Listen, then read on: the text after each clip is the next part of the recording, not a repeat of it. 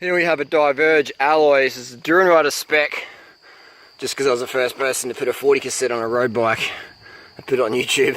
But we have a road link here. We've got an XT M8000 rear cassette. We've got the 5800 long cage. It'll still work with the short cage, no worries. So this bike just came stock with the 5800 long cage. We have, just this is a standard, the Diverge is good because you can have rack and fender mounts on there. The Zerts, they're pretty good. I'm not sure if it makes much of a difference when you're running such big tyres, but I can put fenders on there. Got rack mounts up here, got alloy.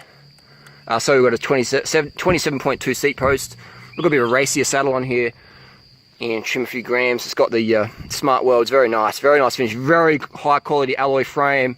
It's a full carbon fork, so whenever you're using tightening, always use a torque wrench to even it up.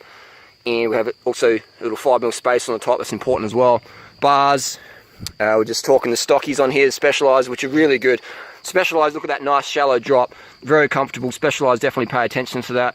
We have the Ultegra, the 685 RS shifters, Hydro, work really good. An Italian racing mirror there from eBay. The front fork I do like. It has the Zerts.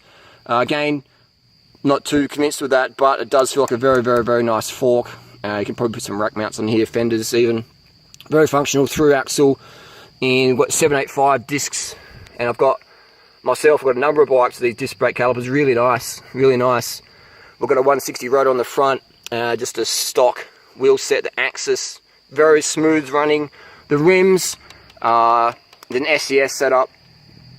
We could make them lighter, but they're light enough for what this bike is. And we have the internal cable rating, very nice. Look at that. That is beautiful finish, beautiful finish. Beautiful finish. This is, when this camera turns off, we're going to get some intimacy going on. It's a BB30 setup, and we've got an FSA Gossamer 5034. This is where my gripe is. I would prefer more adventure gearing, and that's why I've got the Rider spec, the 40 cassette in the back, because this is an adventure bike. It's not a crit bike. I mean, you can still race crits with a 5011, no worries. I've raced Div 1 crits with a 5011. It never got dropped, but I would like to see better gearing on the front here, and that's what we're doing. Put the Rider spec on the back. You could probably, this feels like it's maybe oval or circular. I just have to double check, but I know a couple of the crew have actually sanded this off, which would avoid warranty, and just put a band clamp around there and put the mountain bike cranks on.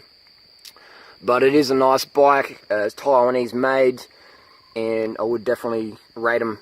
I rate the Specialized Diverge. If you've read my Cycling Buyers ebook guide, I'm lost for words right now. The Diverge does feature in the gravel bike or rounder bike, but this is still a bike I could race Div 1 on. Probably put maybe some 28s on there. Got the 32s on there right now.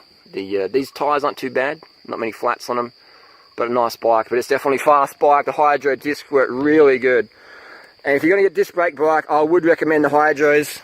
If your bike has cable discs, I would recommend hydraulic upgrade eventually when you can afford it, but it definitely has huge advantage. Hydro discs in the wet weather, trails, your rims don't wear out, things like that. So Hydro disc, if your budget can afford it, get the Hydros. You don't need them, but if you want the best braking power, Shimano Hydro discs, you just can't get better than that.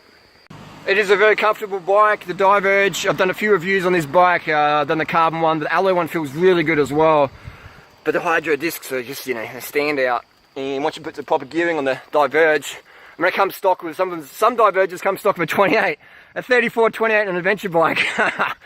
That's just not going up many epic climbs. But we do epic shit here in Thailand, like seriously fucking epic climbs. So some punters out there go, you don't need a 40, you don't need mountain bike cranks. Well, you come on one of our rides one day and we'll see what you think of that. You won't even make it home in your standard gearing.